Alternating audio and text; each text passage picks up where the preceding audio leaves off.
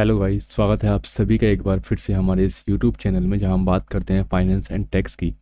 इस वीडियो में दरअसल मैं आपको एक टॉपिक कवर करूंगा जो कि बहुत ही इंपॉर्टेंट है आज के टाइम पे, कि जीएसटी नंबर आप ले लेते हैं और जीएसटी नंबर लेने के बाद आपका बिजनेस नहीं हो रहा है। आपने पहले प्लान किया था कि मैं बिजनेस करने वाला हूँ, ई कॉमर्स पे सेल करने वाला हूँ या फिर ऑफलाइन सेल करूँगा, तो मैंने जीएसटी नंबर ले लिया। तो उसके बाद जो है आप जो है डेलीकेट कर देते हैं काम को और जो है अपने बिजनेस को एग्जीक्यूट नहीं कर पाते हैं, लेकिन जीएसटी नंबर आपके पास अवेलेबल होता है। तो इस केस में क्या करना चाहिए एक टैक्स पेयर को?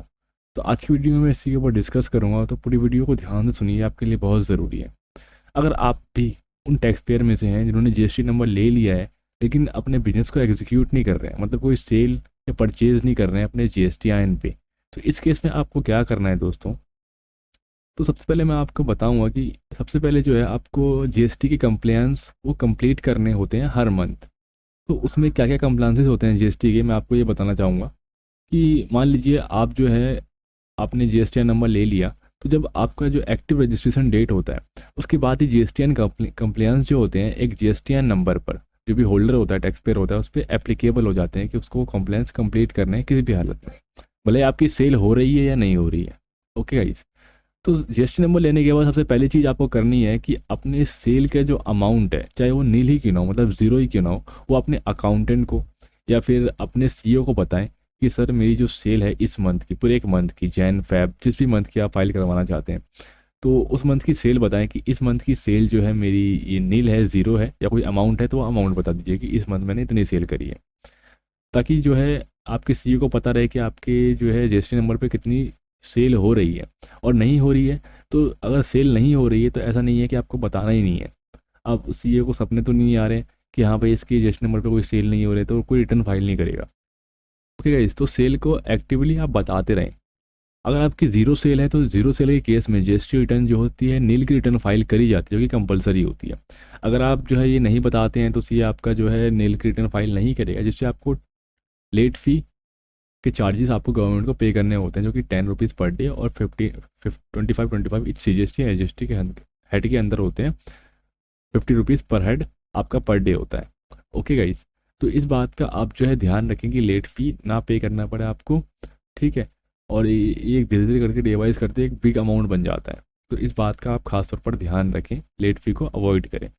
तो सबसे पहली गलती जो मैंने आपको बता दी है, लोग यही करते हैं जीएसटी नंबर ले जाने के बाद, कि वो अपने जीएसटी रिटर्न्स को फाइल नहीं करते हैं। वो सोचते हैं मेरी सेल हो ही नहीं रही तो मुझे कुछ फाइल ही नहीं करना है। ऐसा नहीं होता है, ऐसा बिल्कुल नहीं होता है। मैं आपको बता दूं कि हर मंथ जो होती है टैक्स पेयर्स को, जिसके पास जीएसटीआर नंबर है, उसको GSTR 1 एंड GSTR 3 भी फाइल करनी होती है। अगर उनकी जो रिटर्न्स है मंथली जाती है तो, अगर क्वार्टरली जाती है तो IFF जो होता है, इनवॉइस फर्निशिंग फैसिलिटी, वो हर मंथ फाइल करना होता है।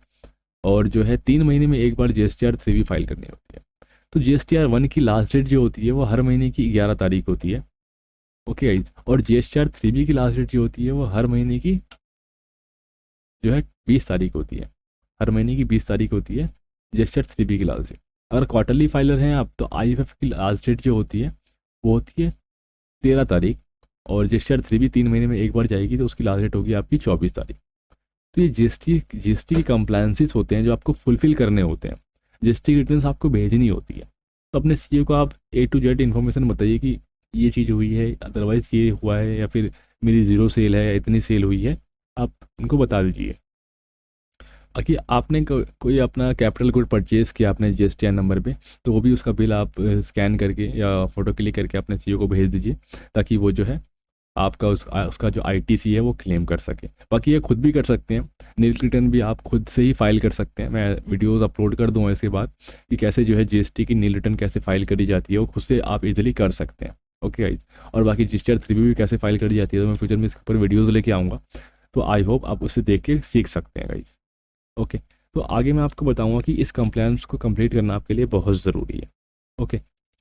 और बाकी आप कोई आईटीसी जो है, मान लीजिए कुछ परचेज़ करते हैं कैपिटल गुड्स, जैसे मैंने आपको पहले बताया, तो उसका आईटीसी लेना बिल्कुल ना भूलें। GSTR 3 भी फाइल करते वक्त मैं वीडियो अपलोड कर दूंगा, आप सीख लीजिएगा। बाकी मैं आपको बताना चाहूँगा, अगर आप प्लान करना चाहते हैं, एग्जीक्यूट करना चाहते हैं अपने बिजनेस को, अपने रजिस्ट्रेशन नंबर लिया है तो बिजनेस करने के लिए लिया है, तो कहाँ कमी आ रही है उस कमी को ढूंढिए आप, कि बिजनेस प्लान अपना रेडी करिए कि आपको फाइनेंस वैल्यू कहाँ से लेनी है, फाइनेंस सेक्टर आपका क्या रहेगा, आपको एम्प्लॉयज़ कहाँ से हायर करने हैं, आपको सेल किस किस फील्ड के जो आपकी कैटेगरी के पर्सन्स हैं उनको किसको सेल आपको प्रोवाइड करना है। ये एक पूरी बिजनेस प्लान की आप जो है एक प्लान रेडी करिए, एक डेटाबेस रेडी करिए और उसके अंदर आप इन्वेस्ट करिए और जो है लग जाइए अपने काम को लेके। गाइस, एक चीज़ में आप मेहनत करेंगे ज़रूर आगे बढ़ेंगे, तो इस बात का आप खास तौर पर ध्यान रखिए। ओके। और बाकी एंड में मान लीजिए आपने कोई और बिजनेस सेटअप कर दिया है या आपकी जॉब किसी और स्टेट में लग गई है, यहाँ पे आपने जीएसटी नंबर लिया था इस स्टेट में, दिल्ली में, और आप जो है आप कर्नाटका मूव कर रहे हैं, तो किसी रीज़न की वजह से आपको जो है सरेंडर करना पड़ सकता है कि आपका जीएसटी नंबर आपने लिया था, अब मैं क्या करूँ, अब मुझे तो उसका कुछ काम ही नहीं है, मैं बस ये को फीस दिए जा रहा हूँ। ओके, तो इस केस में आप क्या करें मैं आपको बताऊँगा। दोस्तों, इस केस में आपको घबराने की बिल्कुल ज़रूरत नहीं है। अगर आप एक स्टेट छोड़ के दूसरे स्टेट जा रहे हैं, किसी भी रीज़न की वजह से आपको अपना जीएसटी नंबर बंद करवाना है, तो वो कैसे किया जाता है। तो दोस्तों, अगर आप जो है अगर अपना जीएसटीएन नंबर सरेंडर करना चाहते हैं, तो अपने सीए को या अपने अकाउंटेंट को कॉल करके बोल सकते हैं कि सर मैं अब इस जीएसटीएन नंबर पर बिजनेस कंटिन्यू नहीं कर सकता, प्लीज़ मेरे जीएसटीएन को आप जो है गवर्नमेंट को सरेंडर कर दीजिए, बाकी जो भी टैक्स लाइबिलिटी है उसको पे कर दीजिए और मैं आपको अमाउंट ट्रांसफ़र कर देता हूँ या मैं वो टैक्स लाइबिलिटी पे कर दूँगा गवर्नमेंट को।